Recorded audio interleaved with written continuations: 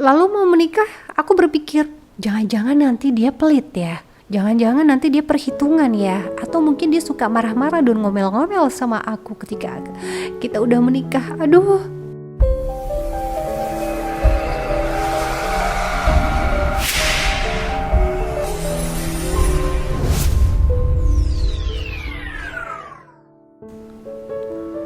Assalamualaikum warahmatullahi wabarakatuh. Sahabat jiwa, apa kabar? Semoga dalam keadaan baik, sehat-sehat selalu, dan bahagia tentunya.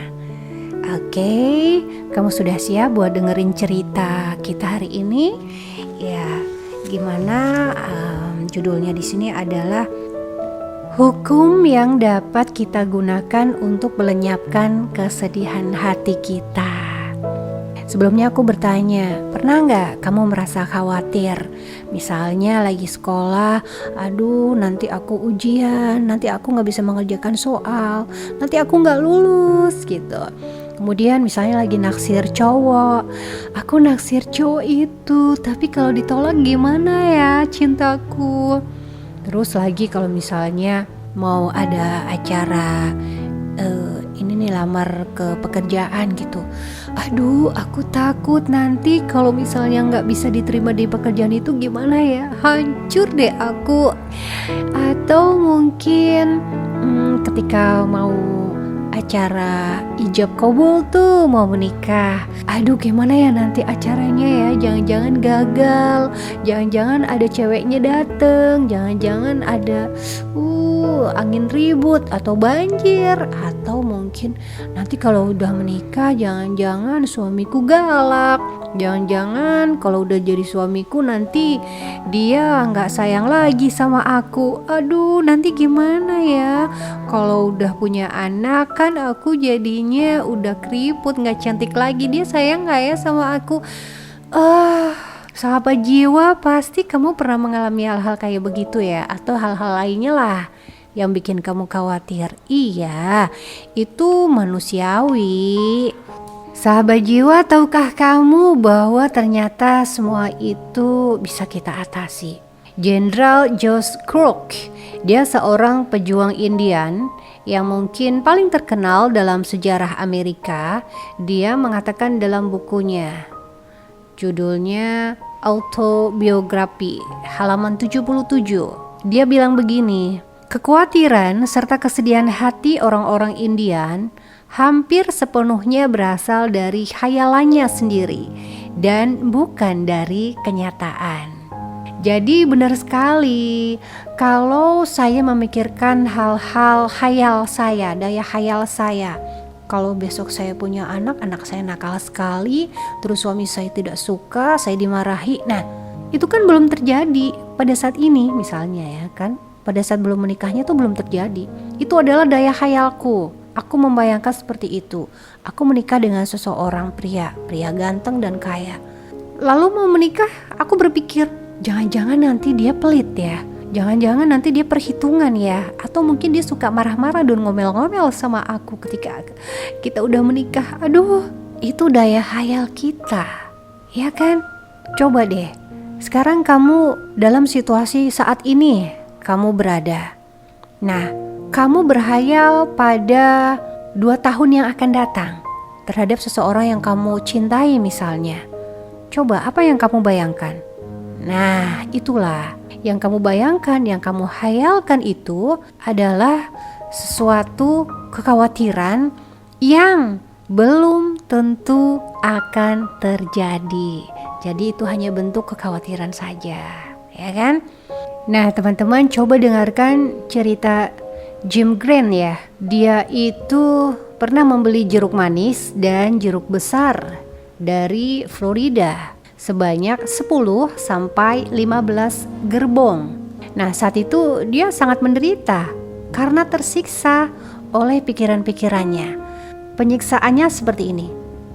Bagaimana kalau kereta apinya tabrakan?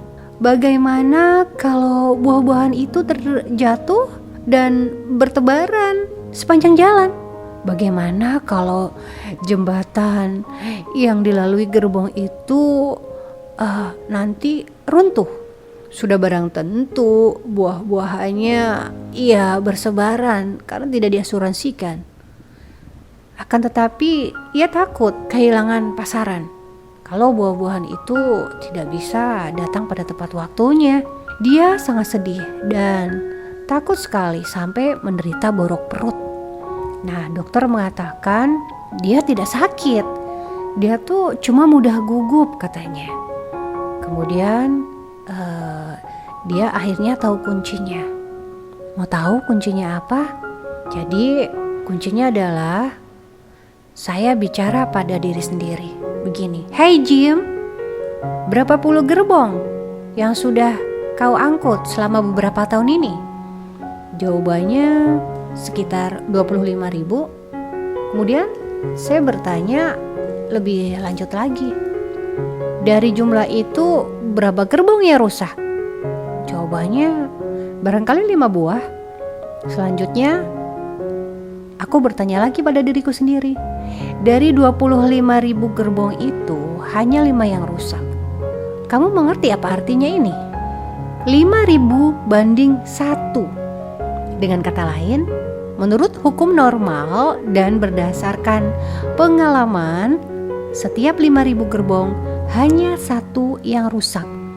Lantas, apa yang kau risaukan? Saya teruskan, iya memang, jembatan bisa saja runtuh. Tapi berapa jumlah gerbongmu yang hilang karena jembatan runtuh? Jawabannya tidak ada. Kalau demikian, kamu ini sangat bodoh ya. Kamu mengidap borok perut karena merisaukan jembatan yang tidak pernah runtuh. Bingung karena takut gerbong buah-buahan rusak. Padahal setiap 5.000 buah gerbong hanya ada 1 yang rusak. Nah, ketika meninjau persoalan tersebut dengan cara yang demikian, saya pun merasa dungu, kata Jim. Dia lalu meneruskan, mulai saat ini saya menyerahkan segala sesuatunya kepada hukum normal. Tidak ada lagi yang saya takutkan, tidak ada lagi yang saya bingungkan. Dan semenjak itu pula ternyata borok perutku hilang. Ya, teman-teman sahabat jiwa, dari cerita Jim ini tentu saja bisa diambil kesimpulan bahwa mari kita kembalikan kepada hukum alam, kepada hukum normal ya di dalam kehidupan kita. Berjalanlah seperti normal, seperti biasa, jangan pernah merasa khawatir dan was-was bila Anda atau bila teman-teman punya perhelatan permasalahan, sedang menjalankan tes ujian. Tidak perlu takut untuk mengatakan bahwa saya tidak lulus, nanti ibu marah, nanti saya diusir oleh ayah dan sebagainya. Buang semuanya itu, karena itu hanya akan membuat kamu bersedih sepanjang hari sebelum kamu menjalani tes ujian kamu. Kemudian ketika kamu jatuh cinta misalnya terhadap seseorang, kamu sudah membayangkan ketakutan kamu, kekhawatiran kamu, dia tidak bisa menerima kamu apa adanya. Padahal hal itu adalah seiring waktu. Apakah dia bisa menerima kamu apa adanya atau dia menolak? Yang penting atau yang perlu adalah tinggal dipersiapkan hatinya, ya kan? Karena setiap usaha pasti ada kegagalan, tetapi jangan terlalu takut dan khawatir. Karena aku juga pernah mengalami sendiri sih seperti itu. Jadi yakin deh teman-teman bahwa kegagalan itu ada. Hanya mari kita berpikir untuk kepada hukum normal, yang artinya perjalanan hidup itu ya memang seperti itu adanya. Dengan kata lain, kita berserah diri, usaha dan berserah diri kepada Tuhan Yang Maha Esa. Iya, dan satu lagi, pandai-pandailah kita untuk menganalisa keadaan. Kita harus bisa menganalisa keadaan. Bukan berarti prediksi yang buruk ya, tapi mudah-mudahan ini menjadi bekal kita untuk bisa menyelesaikan permasalahan, terutama yang menyangkut kesedihan hati, supaya kita tidak bersedih sebelum menjalani kehidupan. Begitu ya teman-teman ya. Mungkin sahabat jiwa punya cerita-cerita yang bisa di-share, boleh ditulis di kolom komentar.